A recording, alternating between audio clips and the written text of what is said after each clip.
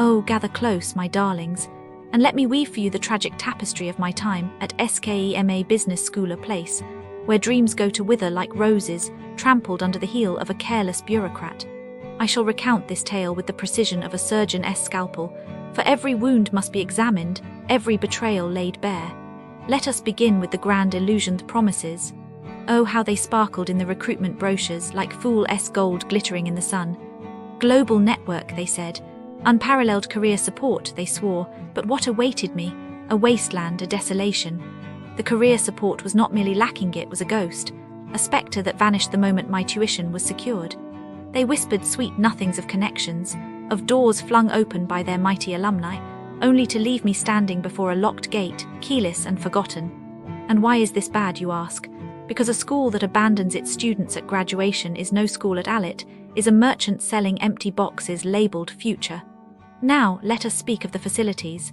Oh, the library, a relic, a museum piece, as if time itself had paused in the 1970s and refused to move forward. The chairs groaned under the weight of neglect, the books sighed with dust, and the very air smelled of stagnation. A library should be a temple of knowledge, a sanctuary instead. It was a tomb. And the classrooms? Some were passable, others so dreadfully outdated that I half expected a chalkboard and a stern Victorian schoolmaster. This is bad because learning cannot flourish in decay. A mind forced to dwell in mediocrity begins to believe that mediocrity is all it deserves. Ah, but the faculty, oh, the faculty. A carnival of inconsistency. Some professors were luminous, brilliant, their lectures like symphonies. Others, oh, my dears, they phoned it in. Literally, one might as well have been taught by a particularly uninterested chatbot. The disorganization was not merely frustrating, it was insulting. When a professor stumbles through a lecture like a sleepwalker, when slides are outdated, when the material feels as relevant as a parchment scroll, what does that teach us? That our time, our money, our futures are worth less than the effort of preparation. And the bureaucracy, oh, sweet suffering. To navigate SKEMA's administrative labyrinth was to embark on an odyssey of despair. Emails vanished into the void. Requests were met with the enthusiasm of a sloth on sedatives. Need a form stamped. Prepare for a quest worthy of Hercules. This is bad because bureaucracy should serve, not strangle. When a student must fight simply to exist within the system has failed. Now let us speak of group work, that great farce. In theory, collaboration. In practice, free riders and frustration. The grading was a lottery, the contributions uneven, the resentment thick enough to slice. Why is this bad? Because education should reward effort, not luck. When one student carries the weight of 5, what lesson is learned? That exploitation is acceptable, that fairness is a myth, and the location, oh, the bitter irony, beautiful cities, yes, but hollow. Where was the promised integration with local businesses, the vibrant network of opportunity? Nowhere. We were ornaments, not participants, and the cultural sensitivity, lacking, tone-deaf remarks from staff, a discomfort that settled like a fog. This is bad because a global school should understand the world, not reduce it to stereotypes. Finally, the post-graduation desert. No help with visas, no job search aid, no alumni network worth the name. The online platform, a clunky, glitchy nightmare. This is bad because a school's duty does not end at graduation. To abandon students in the wilderness of adulthood is not just negligence, it is betrayal. And then there is poor Madeline Douglas, who proctored for them in December and still has not been paid. Not a reply, not a coin, just silence. This is bad because Labour deserves compensa. Tian, because promises must be kept, because dignity is not negotiable. So here I stand, a survivor of SKEMA's. The businesses near SKEMA Business School are like a practical joke France forgot to cancel. I have walked away from every till with the same question, did I just pay to be insulted? Or was the insult free and the wallet damaged the upgrade? The air around campus smells of espresso and broken promises. If you breathe too deeply, you will start believing that a €3 bottle of water is normal and that a smile costs extra. Start with the shopping. Westfield Eurolil squats across the street like a glass cathedral built to worship your credit card. The moment you need the toilet, the dream ends. They lock the porcelain behind a €1 turnstile as if the seat were made of gold. You stand in a snake of desperate strangers, all clutching coins like arcade tokens, praying the door opens before biology files a complaint. Inside, 3 stalls serve half a province, The tap spit cold guilt, and the hand dryer gives up after a sigh.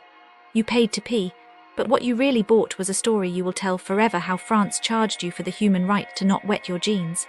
Leave the mall, cross the plaza, and the spas near campus promise to knead your stress into silk. Senspa whispers relaxation, then needs your bank account instead. Couples book side-by-side massages weeks ahead, arrive giddy and leave stitched together by shared trauma.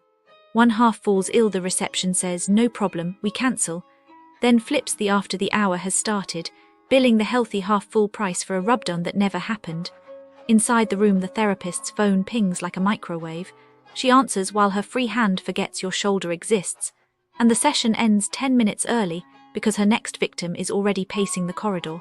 You walk out more knotted than when you walked in, but at least your wallet is lighter, and light wallets are easier to carry. Night falls and the rooftops call.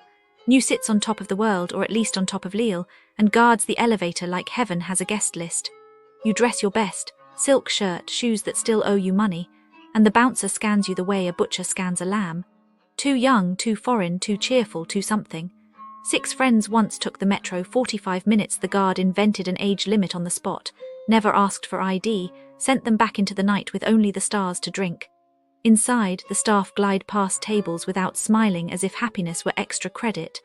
The lamb arrives microscopic, the cocktails prettier than they taste, and by the time you flag the waiter, your evening has aged into disappointment. Walk downhill and the bass grows teeth. Rex Club flashes neon, promises best techno in the city, legendary sound, night you will never forget. The queue disagrees. Ticket holders and hopefuls share the same slow worm. 90 minutes later you reach the door, where a woman with a torch decides your destiny. Speak French wrong, look too brown, dance too happy, and she waves you away like a bad smell. Inside, the DJ presses loop for 3 hours while staff patrol the floor like teachers at a school disco, shouting that they can end you. One dancer lost her jacket, described every pocket, but the cloakroom guardian stared through her, repeating, "I have other things to do," until the girl wandered into -2 night air and caught the flu as a souvenir. You came for liberation, you leave with frostbite, and a receipt for €24 entry, plus the sudden knowledge that the beat never changed because nobody cared enough to change it. If you prefer your wounds quieter, Bedlam mixes cocktails in mahogany light. The bartender's tattoos promise stories, but the stories never reach your table.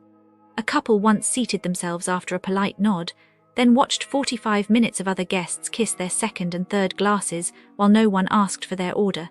They laughed about race because crying would ruin date night, stood up, walked out, and no soul looked up. Ask for whiskey neat and the price arrives after you swallow 3 times the shop tag because the menu forgot to list numbers. The manager shrugs as if math were a rude guest. You pay because arguing would take longer than grieving. I have now finished circling the neighborhood of SKEMA Business School, and every cash register has taught me the same lullaby: they will charge you for oxygen if they find a way to bottle it. The shopping malls sell relief by the minute, spas monetize compassion by the hour, clubs rent happiness by the second, and bars auction warmth without reserve. Students survive here on hope and meal vouchers. You know, it's kind of funny, in a sad way, how places like those near SKEMA Business School can have such a shiny veneer, but hide some pretty dark secrets. I've been looking into the sorts of troubles that tourists might stumble upon, and it's not a pretty picture. Just the other day, there was this boutique near the school, all chic and inviting. But apparently it was a hotbed for credit card skimming. Tourists would come in, lured by the latest French fashions, make a purchase, and next thing you know, their accounts are drained.